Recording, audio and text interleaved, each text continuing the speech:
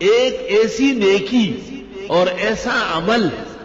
جو نبی کے برابر ہو یا نبی جیسی رحمتیں مل جائے، قرآن کی اس آیت میں ہے جو میں نے پڑھی کہ وہ استغفار کا،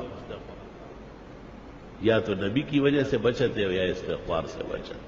خوب استغفار کیا گیا۔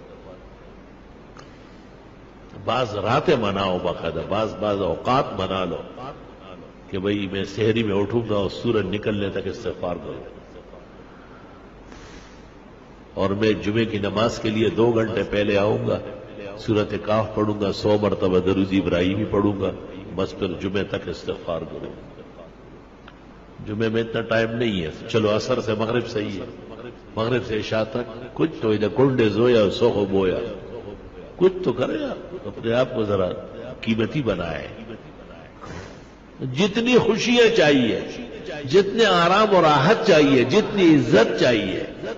اللہ تعالیٰ سورۃ نوح میں فرماتے ہیں فَقُلْتُ اسْتَغْفِرُوا رَبَّكُمْ، استغفار کرو وہ مل جائے۔